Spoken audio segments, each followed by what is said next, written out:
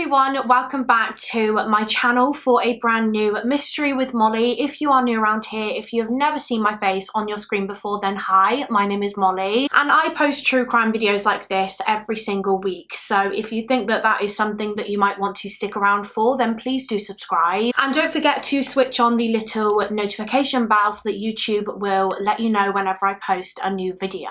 This week we are going to be talking about the solved case of Jessica Patel. She was a kind, quiet and beautiful young woman who was tragically killed coming up to 4 years ago now, so this is a fairly recent case. When Jessica was found dead, a murder inquiry was launched by the police, and it actually wasn't very long until they identified a suspect and they realised that the person responsible for this horrific crime was a lot closer to home than they first thought. Jessica's story is a truly heartbreaking one, but I also think it's a very important case to share. There are important lessons that we can all learn from it, which is why I wanted to make this video today.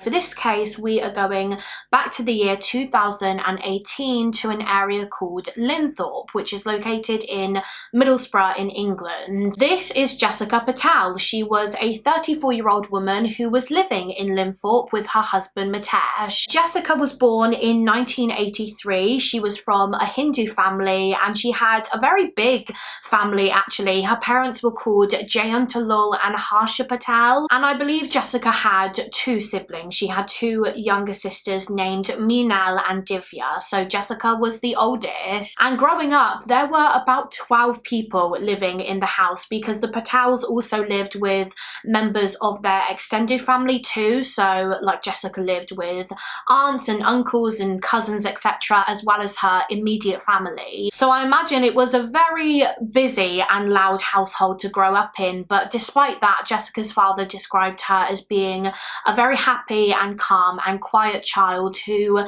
never really caused any problems. She was very well behaved. The Patel family lived in Leeds in West Yorkshire and they had their own business. They owned their own convenience store, so it was like a family run business. From what I can see, Jessica had a really good childhood. She was very close to her sisters. She was a really good big sister to them and they made a lot of lovely memories together. Her sister Divya described Jessica as being a very patient sister, probably because she was the oldest. I feel like the older siblings tend to be the most patient. But Divya said that as well as that, she also had a really great sense of humour. She was funny. They had a lot of fun when they were around Jessica. And Jessica loved romance. She was one of those girls that always fantasized about finding the love of your life and getting married to them and having children. She watched a lot of romantic Bollywood films with her sisters when she was growing up, and she dreamed of having the kind of love that the characters in these films had. But another dream that Jessica had, her kind of career dream, was to become a pharmacist. She wanted to run her own pharmacy one day, and so in 2002, when she was around 19-20 years old, she began the steps to make that dream a reality. She left home, she went to university, and she began an undergraduate course in pharmaceutical sciences, and it was while she was at university that she met a man named Mitesh Patel. Well, I say met, but they didn't actually meet for the first time at university. They already knew of each other because Mitesh was also from a Hindu family who also lived in West Yorkshire. So Jessica's family and Mitesh's family knew each other fairly well. So Jessica and Mitesh had really known of each other since they were very young, since they were children. However, when they were older, they met again at university. They were actually doing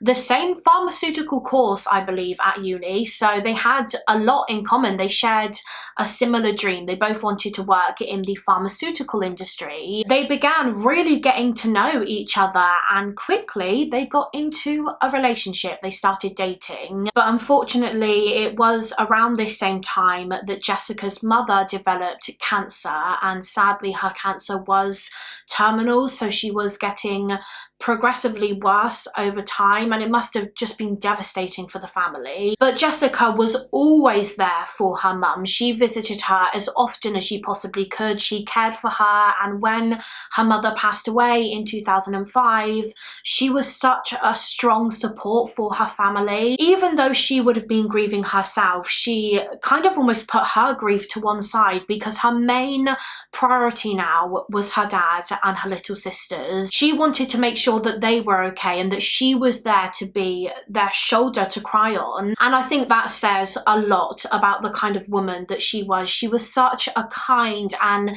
caring and strong person. She was always there for other people. During the time that her mother was ill and after she passed away, I think Jessica and Mitesh's relationship was kind of put on hold for a while, obviously because she was dealing with a lot. She had a lot going on, but Mitesh was there for Jessica as she was going through it all. Where she was her family support system, he was hers. He was her shoulder to cry on. She could talk to him about what she was going through and he would listen. And so as time went on, their relationship started to build up again, and it was a very serious relationship. They seemed to be very committed to one another. Mitesh was always spoiling Jessica, and he was always buying her these little cute gifts. He would buy her like loads of teddy bears, like those Me To You teddy bears that you can collect. Jessica had so many of them. They were kind of like that typical lovesick teenage couple who just wanted to be with each other and talk to each other all the time. Jessica's sister Minal remembers how Jessica and Mitesh used to be on the phone to each other every night, and they would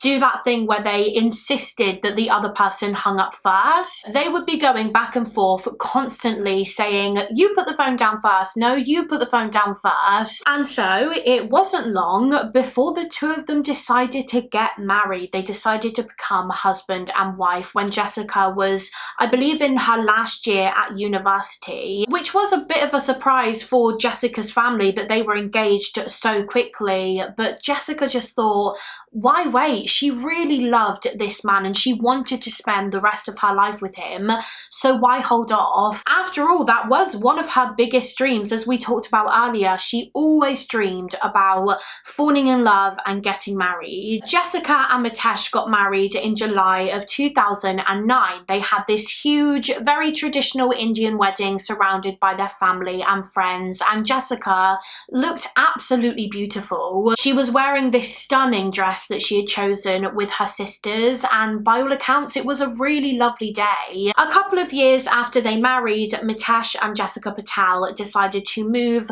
from their hometown in West Yorkshire to Linthorpe in Middlesbrough. They bought a really lovely house in Linthorpe, and they also started up their own pharmacy business. They got a lease on a pharmacy which wasn't too far from their home. So that was another one of Jessica's dreams ticked off her list. She wanted to get married. She'd done that. She wanted to be a pharmacist. Now she was one. She had her own pharmacy. But there was still one dream Jessica had that hadn't happened yet. She wanted children. Jessica had always wanted her own kids. That was something that was so important to her. I think above all else, above everything else in life, she just wanted to be a mum. And so eventually, after they got married and they moved to Linthorpe, Mitesh and Jessica started to try for a baby. However, unfortunately, it didn't work. Jessica was unable to fall pregnant, and so they went to the doctors, they spoke to the doctor, and following this, the couple decided that they were going to try IVF. Over the next few years, Jessica went through 3 rounds of IVF treatment, but sadly, each round was unsuccessful. She was still unable to fall pregnant, which was devastating for her, so devastating. All she wanted in life now was a baby. She wanted so desperately to be a mum, but it just wasn't working. And these failed IVF attempts actually contributed to Jessica developing really bad anxiety. She would have panic attacks about the fact that she wasn't able to conceive, about the IVF treatment. It all really took a massive toll on her mental health, and so she was prescribed medication to try and help with her anxiety. But in the spring of 2018, things started to appear more positive in terms of the IVF. She had just gone through a 4th round of it, and the doctor said that it was looking really promising. They had managed to freeze a couple of embryos, and in June of 2018, Jessica was going to have them implanted, and her mindset had pretty much completely changed from this point on. She was now so much more positive. She was so hopeful that this time, this 4th time, it was going to work. The IVF was going to be successful, and finally she was going to be a mum. But sadly, this dream of having a baby would never come true for Jessica, because less than a month before her eggs were due to be transferred to her womb, 34-year-old Jessica Patel was brutally murdered in her own home. The date was the 14th of May 2018, and that evening around 8:24 p.m, a 999 operator received a phone call from 37-year-old Amit Patel. Mitesh was just absolutely hysterical on this phone call. He was crying, he was clearly very, very panicked, and he told the operator that he had just returned home and had found that his house was just a complete mess. It looked as though they had been burgled, and his wife Jessica had been attacked. She was on the floor in the living room. She was covered in duct tape. Her hands had been bound, her ankles had been tied together, and she was unconscious. In fact, she wasn't breathing. It's emergency. I think we've been burgled and my wife's been attacked. I've just come home and the house is ransacked and she's just on the floor. She's got duct tape all over her and she's like unconscious. Right, you said is your wife breathing? Can you feel the pulse? I can't feel anything. Her hands are really cold. She's got like blood on her nose and stuff dripping out onto the floor. Please, can you send someone quickly? Yeah, I am. Oh, Jess, come on, baby, wake up. Baby, wake up. Yeah. Okay, listen. The police are outside. Can you let the police officer in? It's Jessica. So as soon as they received this call, an ambulance was sent straight to the house as well as the police, and when they arrived, paramedics immediately began CPR on Jessica. They tried desperately hard to revive her, but sadly it was too late. Despite their efforts, they couldn't save Jessica, and so she was pronounced dead. So immediately after Jessica was found dead, the police launched an investigation to find out exactly what had happened, what led to this young woman's death, and evidence at the scene immediately suggested that this was a burglary. Jessica had died as a result of a burglary gone wrong. The house was just an absolute mess. Upstairs was a mess, downstairs was a mess. It looked like it had been ransacked. There were clothes all over the floor, the couple's belongings were everywhere. It appeared as though a burglar or burglars had just gone through the whole house and gone through everything, deciding what to steal. And during this, they killed Jessica, probably because she was a witness. Maybe she saw their face or faces, and so they decided that she had to die, otherwise she could go to the police and provide a description of them. So the house, the crime scene, was sectioned off, and detectives and a forensic team were sent in to look for evidence and clues. And meanwhile, as all of that was happening, other officers were keen to speak to Jessica's husband, Mitesh, as he was the one that found her, so they wanted to get a statement from him. They wanted to see if he could provide them with some information about Jessica's movements that day, and also his movements, what he had been doing, because they needed to piece together a timeline. So in the morning, on the day that Jessica was killed, the morning of the 14th of May 2018, the police were informed that she and her husband Mitesh had both been working that day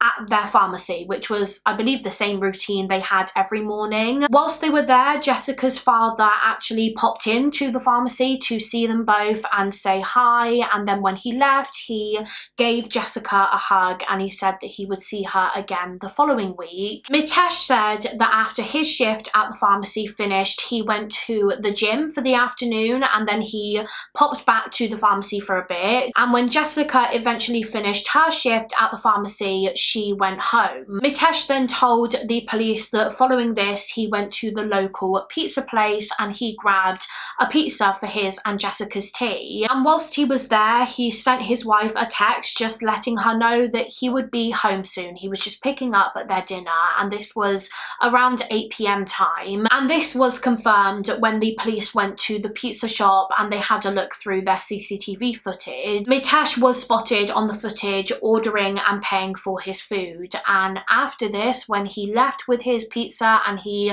arrived home, when he walked through the door, that was when he discovered Jessica dead in the living room, and he called the emergency services. Following the discovery of Jessica's body, Jessica's family were obviously informed of her passing. They received the heartbreaking news that she was dead, and as soon as they heard, they all travelled to Middlesbrough to be there for Mitesh, who was just a complete wreck. He was destroyed after finding his wife in that way, and so Jessica's family knew that they had to support him as much as they possibly could during this time. As the family were grieving, the police continued with the investigation. They were still pretty fixed on the theory that this was a burglary. Although during the searches of the house, the detectives actually realised that there was no sign of a break-in. The killer or killers hadn't forced their way into the home. So that probably means either one of two things. Either the perpetrator knocked on the door, and when Jessica opened it, they basically just ambushed her. They pushed her back inside and let themselves in. Or perhaps she actually knew the attacker. She knew them personally, and so when they knocked on the door, she willingly let them into her home. So with this possibility in mind, the police began looking into the people in Jessica's life, trying to determine whether anyone she knew could have been capable of killing her and whether they had opportunity. Now, when Jessica's body was taken for an autopsy, the coroner determined that her cause of death was from pressure to her neck. Jessica Patel had been strangled to death, but it was also found that the killer had attempted to suffocate her using a plastic bag as well. They placed a Tesco carrier bag around her head. This bag was found at the scene, and traces of Jessica's blood and saliva were found inside of it. Now, it was quickly discovered that the Patels had a CCTV camera outside of their home, and they also had one in their pharmacy as well. They were very security conscious people. So as soon as the police found this out, they obviously asked Jessica's husband, Mitesh, if they could have a look through the footage from the camera outside of the couple's home. Because of course this would have captured the person that entered the home that day. It would have captured the killer. But unfortunately, Mitesh told the police that there was no footage. Their home's CCTV camera was not working at the time of the murder. It wasn't operating. So that was a setback for the police, and so they had to keep looking for evidence elsewhere. They continued searching the house for any clues, and it wasn't long before they found something. They found something of huge significance in the house, hidden underneath the bed, hidden underneath the mattress, I believe in Mitesh and Jessica's bedroom.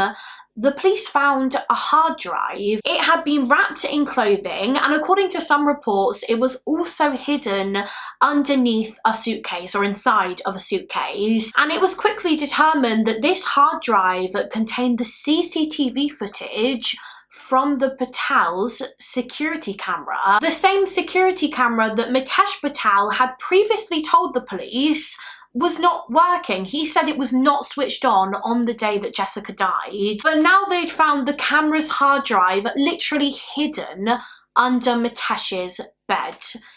He had lied to the police. So as soon as they made this discovery, the police were obviously incredibly suspicious of Jessica's husband, Mitesh Patel. They just started thinking that he must have been involved with this crime, because why else would he lie? If he really wasn't responsible, if he was innocent, surely one of the first things he would do would be to give the police this hard drive, because he would have been thinking the same thing as detectives, that the killer would have been spotted on it But he didn't do that. Instead, he had clearly taken this hard drive and he tried to conceal it. He did not want the police to find it, but why? What was on it that he didn't want the police to see? Well, that's what the police wanted to know. So they began going through the hard drive and they found that there was footage from the day that Jessica was killed. The camera was switched on, and what they discovered was very, very interesting. Now, before we discuss what the police found on the footage, I just want to quickly remind you of what Mitesh had previously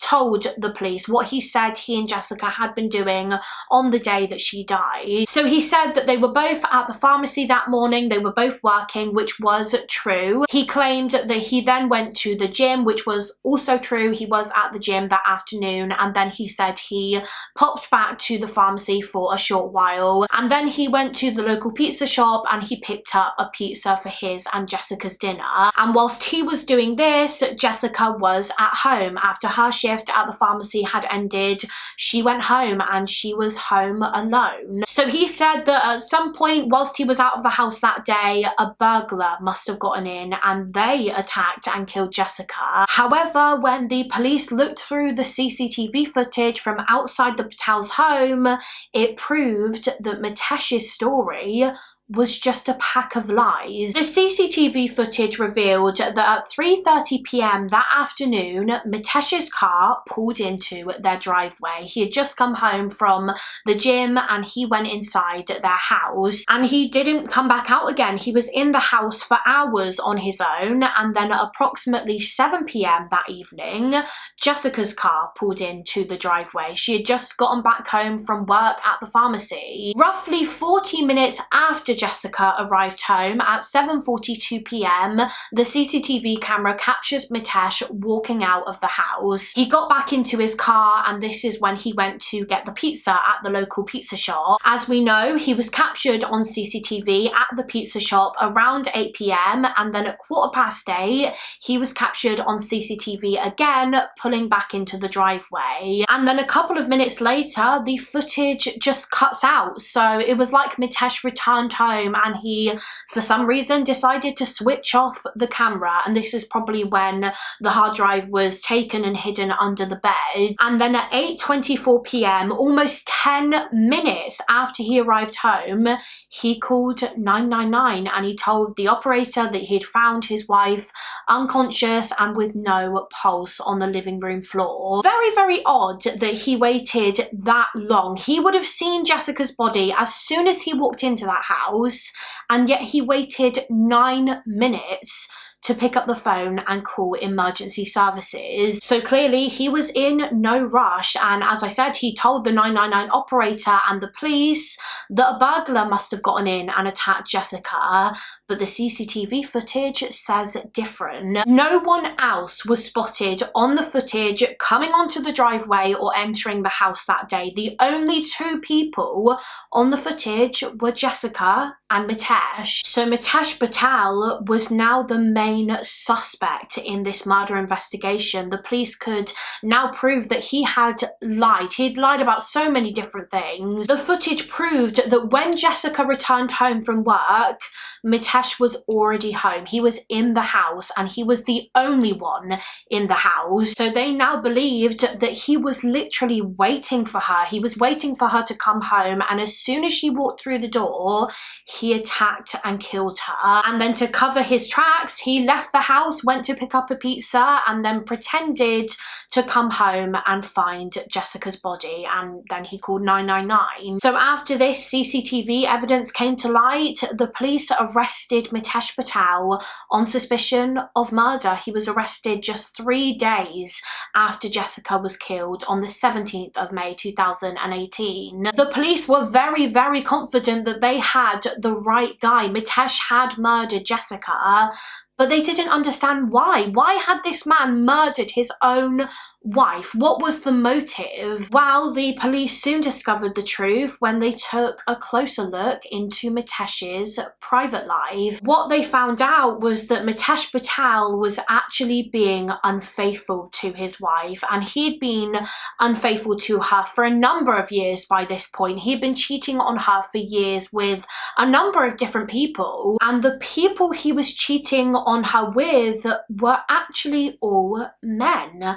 Amit Patel was secretly gay. Mitesh had known that he was homosexual for a very long time, well before he and Jessica got married. However, as I mentioned earlier on in the video, he was from a Hindu family that were very, very strict and had very outdated and traditional views, such as being gay is wrong and shameful. His family were extremely homophobic, so Mitesh felt like he could never come out as gay because it would have brought shame to his family name, and his family would have probably disowned him for it. And so he kept his sexuality a secret, and it's believed that he only married Jessica to further hide this secret, to portray that he was a straight man. He really pushed the marriage, actually. He wanted to marry Jessica as soon as possible to cover up his sexuality, and Jessica had no idea. She absolutely adored this man. She loved him so much, and she had no clue that he was just using her as something that he could hide behind. And so they got married, but it was far from a happy marriage. It wasn't long until Jessica started to feel very neglected and ignored by her husband. And it was really odd to her because, like I said, before they became husband and wife, Mitesh seemed in a real rush to get married. He wanted it to happen as soon as possible, and he treated Jessica pretty much like a princess. He was so caring and loving. He would shower her with gifts. But now that they were married, he was the complete opposite. He didn't show her any love or affection or anything like that. In fact, over time, he actually started to abuse Jessica. He was very mentally abusive, and he started to control pretty much everything that Jessica did. So, for example, in February of 2010, so less than a year into their marriage, Jessica's grandfather became very, very ill, and sadly he had to go into end-of-life care because he did not have long left. And this hit Jessica really hard. She was always so close to her grandfather, so when he became ill, she obviously wanted to spend as much time with him as possible because she knew that he wouldn't be around for much longer. So she would visit him whenever she could. However, Mitesh wouldn't actually let her stay for very long at all. Jessica wanted to be there with the rest of the family at her grandfather's bedside. She wanted to be there with him when he took his last breath, but Mitesh literally wouldn't allow her to do that. He wouldn't allow her to be with her dying grandfather. He would insist that she come home. It's been theorized that Mitesh really wanted to isolate Jessica. He wanted to almost take her away from her family. And one day they got into a very heated argument about the situation with her grandfather whilst they were sitting in their car, and this argument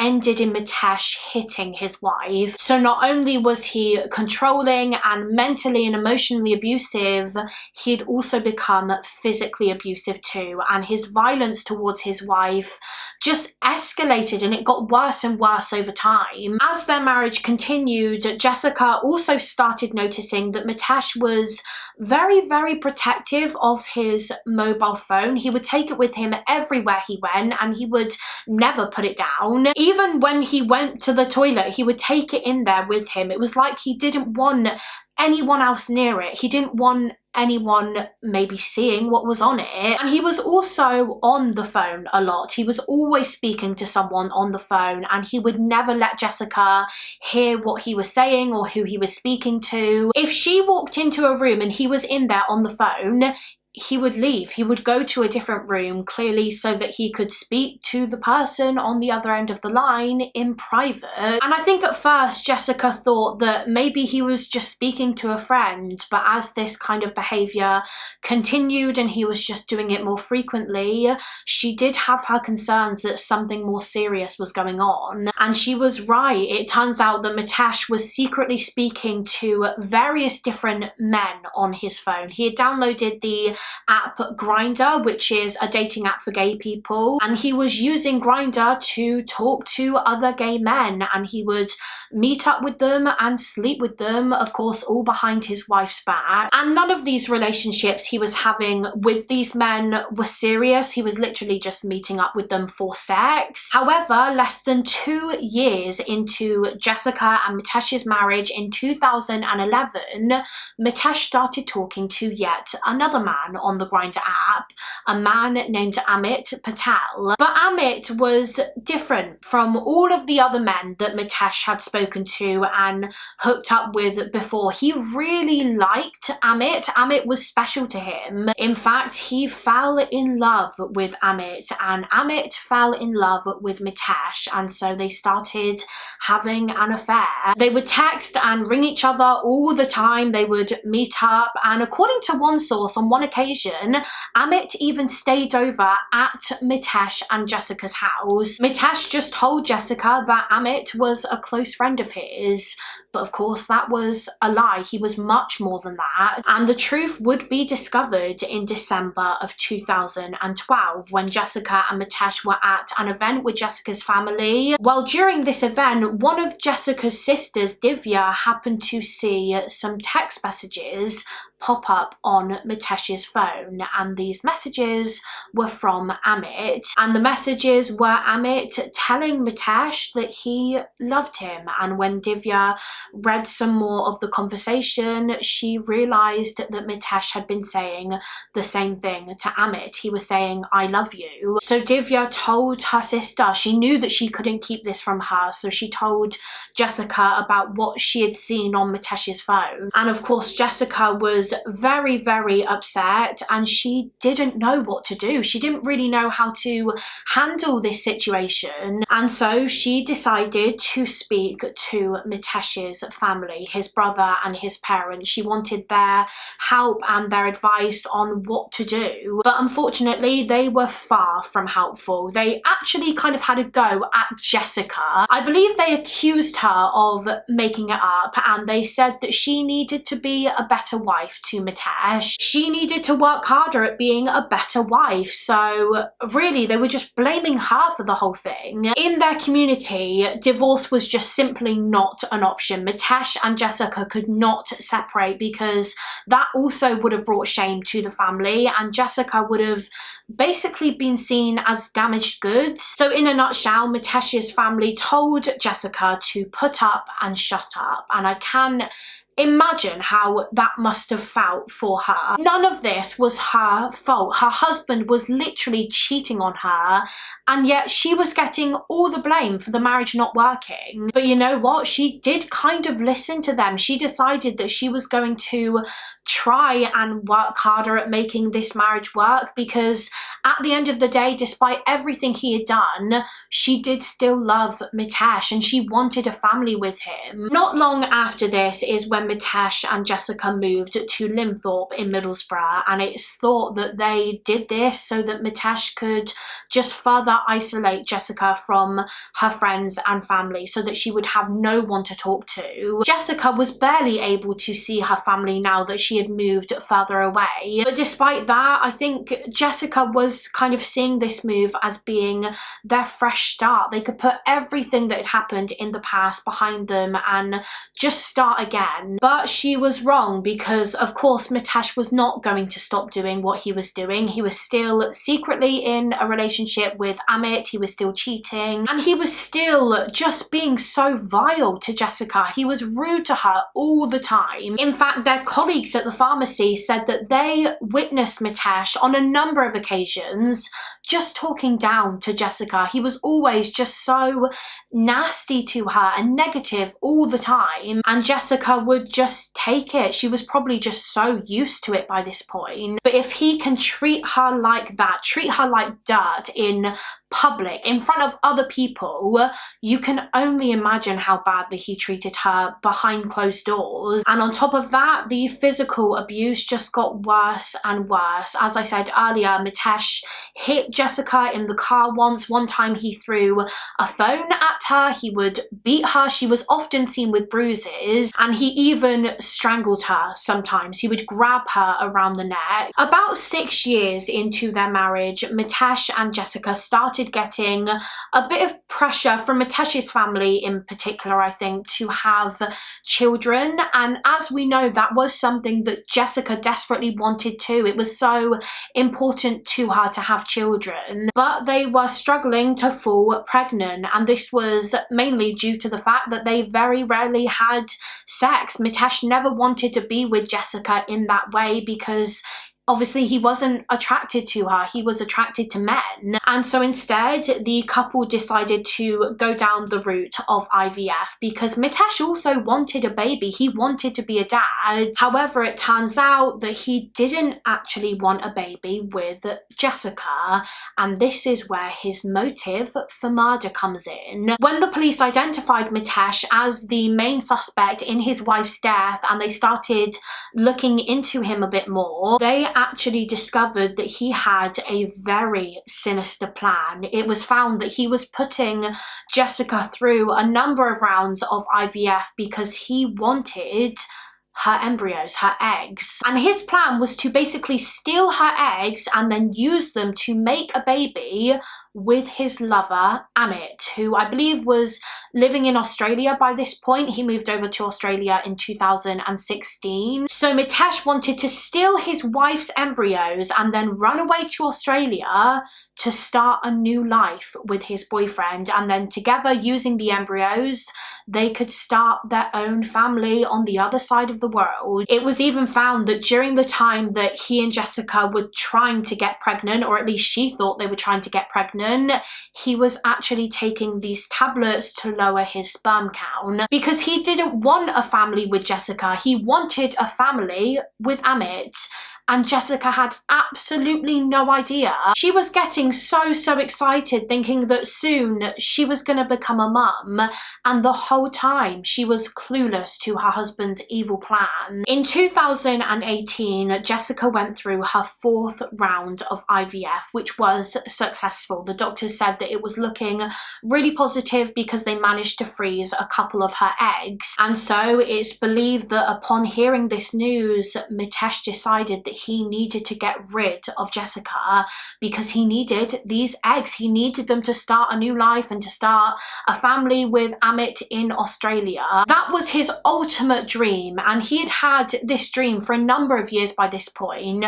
But now that dream was almost within reach. The only thing standing in the way of his dream was his wife, Jessica. So he decided that he needed to eliminate her. He couldn't just leave her because then he wouldn't get the embryos. So he decided that she needed to die. He was going to kill her. So now that we know Mitesh's motive, let's talk about the rest of the evidence that the police found linking him to the crime, because there was actually a lot of it. As we discussed, they had the CCTV evidence, the footage that proved he was the only one in the house when Jessica was killed, and that was a very significant piece of evidence in itself. That was enough to arrest him because it proved that he was lying to the police. His story about there being a burglary was fake, but the CCTV evidence was literally just the tip of the iceberg. So much more was to come. One of the first things that the police discovered was that Mitesh had actually taken out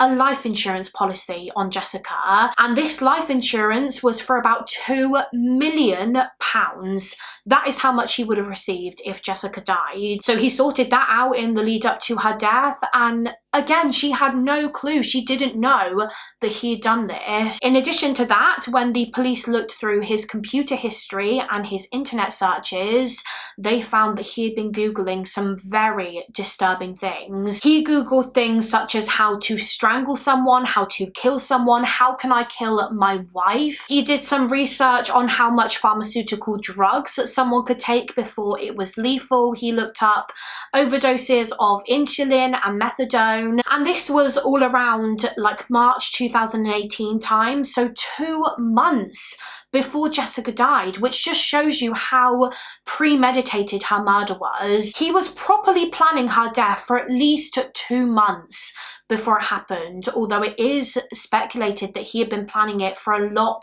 longer than that. In addition to this evidence, when Jessica's body was sent off for an autopsy, traces of DNA were found underneath her fingernails, and this DNA was a match to Mitesh, and no one else, only his DNA was found underneath her nails. So it's believed this was probably from where she had tried to defend herself. When she arrived home that day and the attack started, she put up a fight. She tried to fight him off, and in doing so, she was using her nails to scratch him. The police believe actually that she scratched his neck because after her murder, they did notice that he had an injury on his neck. He had a mark and a scratch, and they asked him where it had come from. And Mitesh told them that he had gotten it whilst he was at the gym that day. He injured himself at the gym. However, I believe they spoke to his personal trainer and he said that that literally didn't happen. He didn't hurt himself at the gym.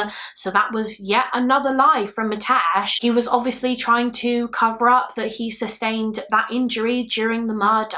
They also found more evidence at the crime scene that implicated Mitesh. Now, if you remember, when police and paramedics arrived at the scene after Mitesh supposedly found Jessica's body and he rang 999, they discovered that she was covered in duct tape. Her wrists had been tied with duct tape. I believe her ankles had been tied too. She had duct tape covering her mouth. And when the police searched Mitesh's pharmacy premises, they found hidden in there a roll of duct tape which matched the duct tape that was used in the murder. In fact, the end of one of the duct tape pieces found on Jessica's body perfectly matched up with the end of the roll of duct tape that was found in the pharmacy where Mitesh had ripped it off. I'll put a picture on screen. Also at the scene in the house, the police actually discovered a couple of syringes which contained insulin, which Mitesh would have had easy access to as he ran a pharmacy. And it's believed that before he killed Jessica, he injected her with this insulin, I guess to try and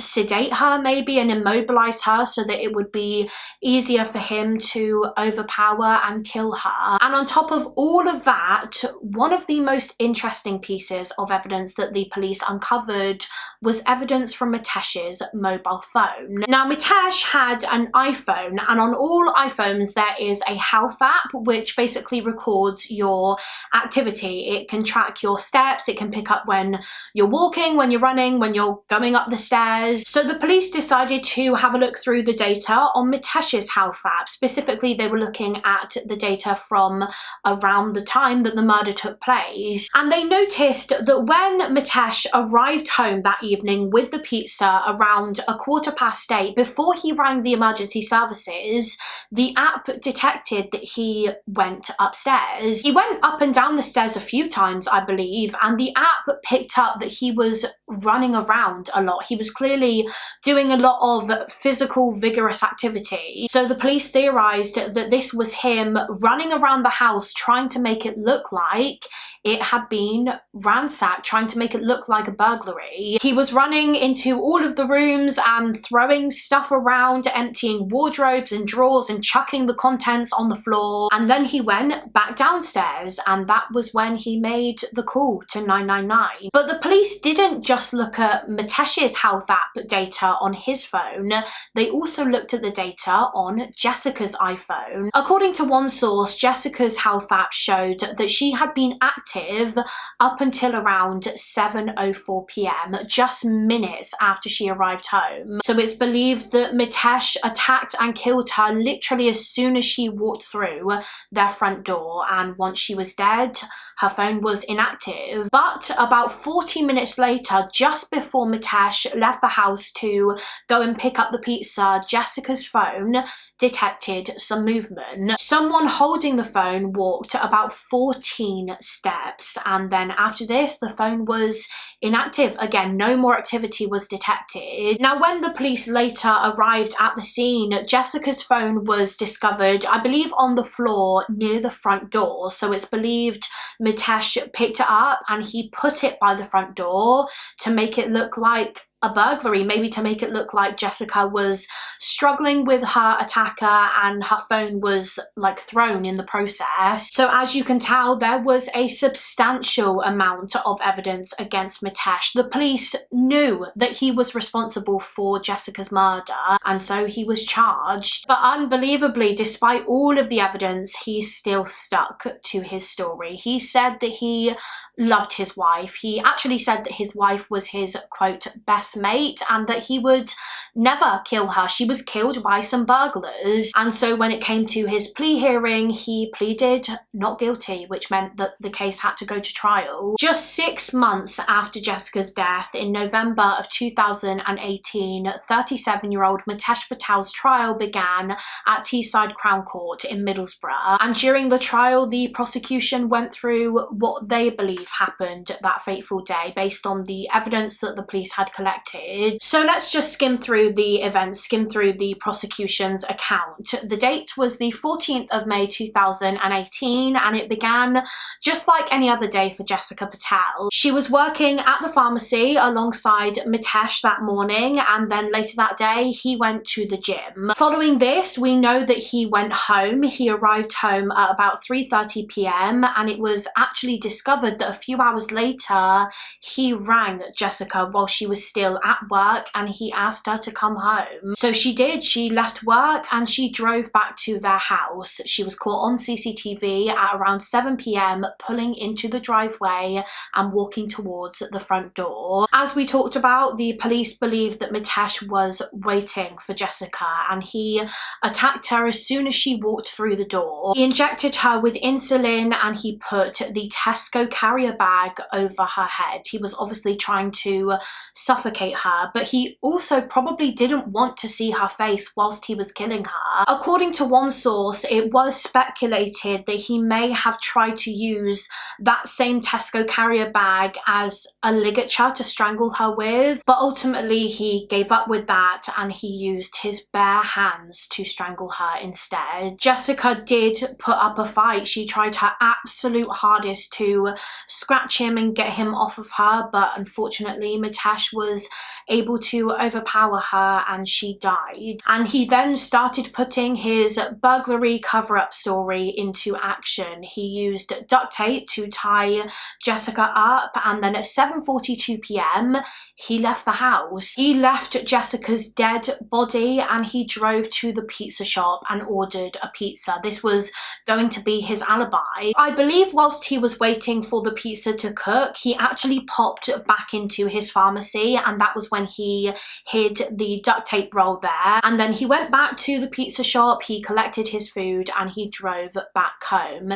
He got home at approximately 8:15 p.m. When he arrived back, he started running around, going up the stairs as picked up by his health app on his iPhone. He was chucking stuff around, emptying the drawers. He was staging the scene to make it look like some robbers had gotten in. And this is also when he switched the CCTV camera off. I'm guessing he must have forgotten to do that before the murder, but he did it when he got home and he hid the hard drive underneath his bed. And then at around 8:24 p.m, about 9 minutes after he got home, the 999 call was made and the whole act began. He was hysterical on this 999 call. He was pretending to cry. He seemed genuinely scared and heartbroken, and this act continued over the next few days. Jessica's family were even comforting him. As soon as they heard the news, they travelled to Linthorpe because they wanted to be there for Mitesh. They were hugging him, they were consoling him, they were telling him that they were going to help him through this,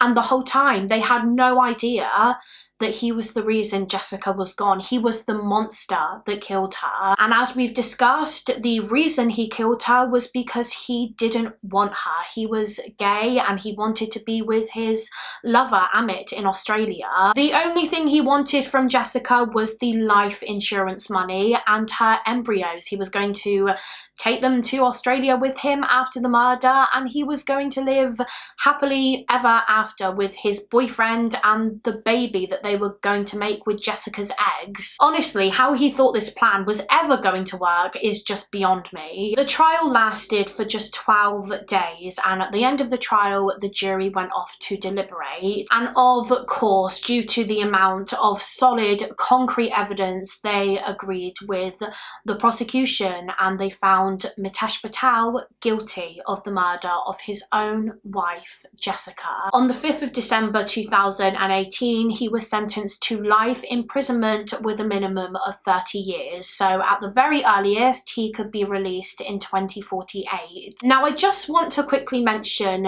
Mitesh's boyfriend, Amit Patel, because a few of you might be wondering if he had any involvement in this. Well, not in the actual murder, because he was living on the other side of the world in Australia, but perhaps in the planning. Maybe he knew what Mitesh was planning to do. Maybe he was in on it. To be completely honest, I'm not entirely sure what Amit knew. From what I can gather, Mitesh did send Amit text messages kind of hinting to what he was going to do. So for example, one of his text messages said that Jessica's days were numbered, but I don't believe he ever explicitly said, I am going to murder my wife so that I can be with you. I think Amit thought that Mitesh was just going to leave Jessica and come over to Australia.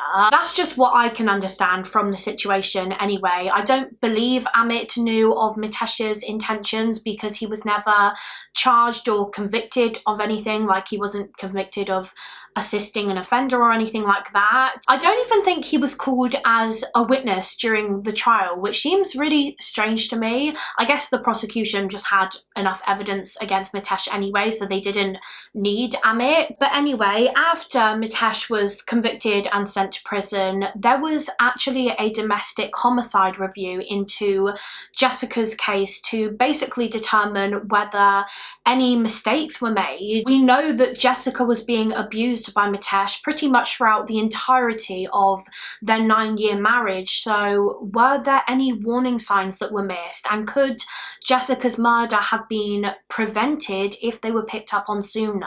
Unfortunately, Jessica and Mitesh were not known to the police prior to her death. She had never contacted the police about his violence, I don't believe. So the review concluded that whilst Jessica's murder could not have been predicted, there are lessons to be learnt from it, lessons about domestic abuse warning signs and how to spot them. Because when the people in Jessica's life were spoken to, so like her family members and her friends, her colleagues at the pharmacy, they pretty much all said that they had each noticed some odd things about Jessica and Mitesh's marriage. They all knew of different pieces of information and knew of different incidents that had happened that on their own didn't necessarily, I guess, raise any alarm bells. But when all of these little incidents were put together and examined in the review, they really highlighted the abuse that Jessica was going through at Mitesh's hands. So for example, the fact that Mitesh was very controlling and he wouldn't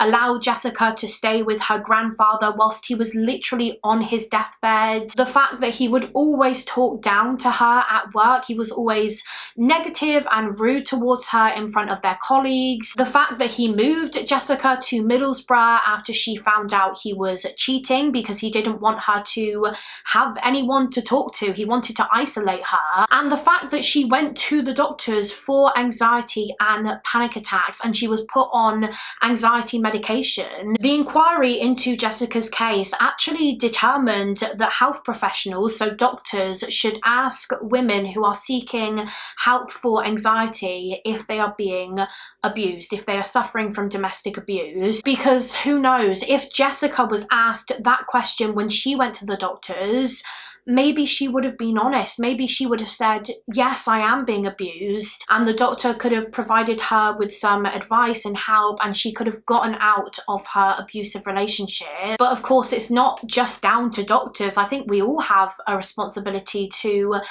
educate ourselves on the potential warning signs of domestic abuse so that hopefully we can identify whether someone we know is going through it. Jessica's family were very supportive of the review into her case, and they made a statement which I'm going to read for you now. They said, quote, "We hope this review will help other victims, those closest to them, and the wider public to recognise the various forms and signs of abuse, and will remove any barriers, be it cultural or otherwise, to seeking help and getting the support they need. As a family, this review was an extremely painful process, but we recognise the importance of highlighting Jessica's story to provide a voice for her and others that may be suffering in silence. So that this act of evil is not repeated, we encourage everyone to open their eyes, to ask questions, and never assume everything is okay." I don't know why just reading that made me really emotional, but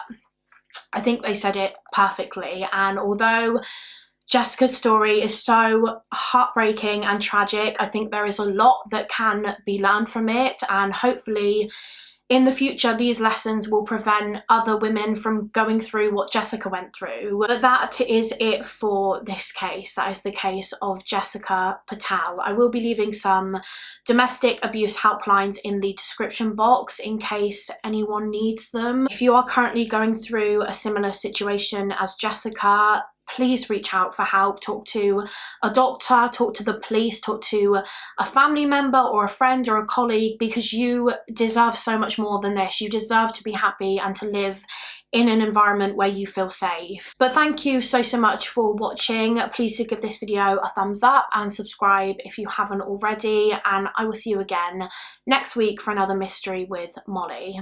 Bye guys.